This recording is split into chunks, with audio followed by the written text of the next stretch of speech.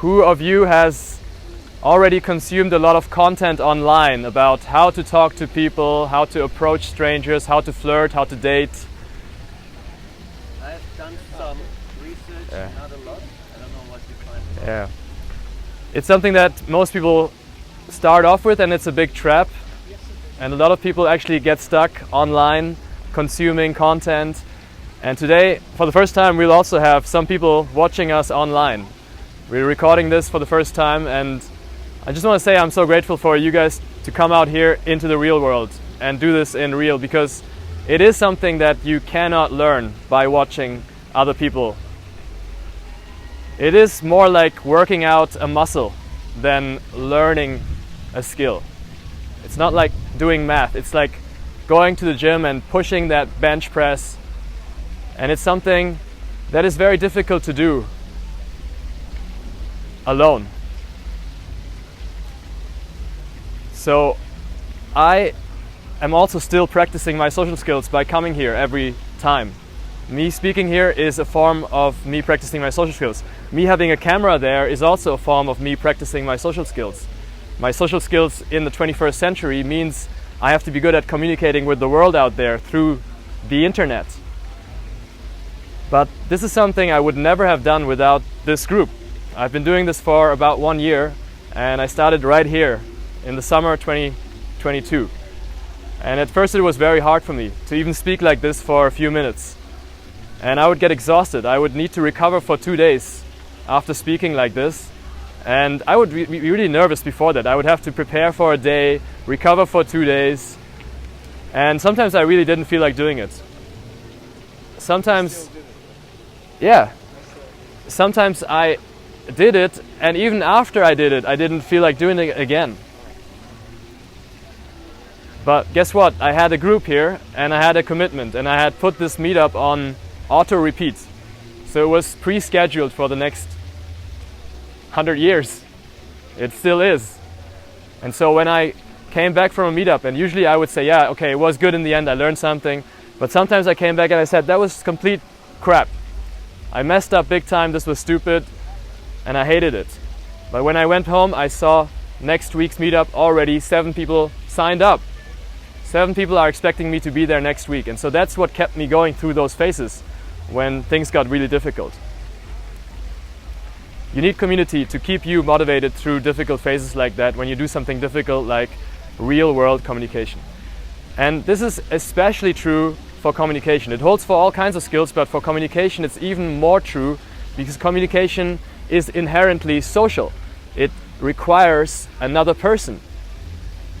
And it requires vulnerability. And that's something the people that are watching through the screen won't have. That's something that you guys here have. You are making yourself vulnerable. You are not just consuming a monologue. You're not just doing one-way communication.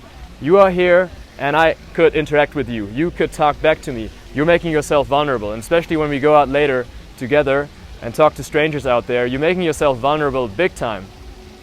And it's going to expose a lot of your triggers. It's going to expose a lot of weaknesses. It's going to expose a lot of flaws. And that's something that doesn't happen online. It also doesn't happen in online dating, by the way. Online dating, you get rejected all the time, right? But you don't notice it. And so you're never reminded of all the things that you might want to change. In offline dating, when you go out and you talk to someone in the street, you're going to get rejected. And one of 3 things will happen. Either you say, okay, I did my best, everything was great, I'm amazing, this person was just not compatible. That's okay. But more often what will happen is, oh, I could have done something better. I could have presented myself better. There is something that I could have improved about my communication here. And the third thing that could happen is, I presented myself well, but actually I'm not so happy with what I'm presenting. I'm not so happy with my life right now. And even if I presented myself the best way, I totally understand that someone wouldn't be super into me because I am not offering that much. That's a harsh reality that some of you, some of the time, have to swallow. It's very valuable to be reminded of those things. very valuable to be reminded of the things that you want to work on, whether it's the way you present yourself or the actual value that you present.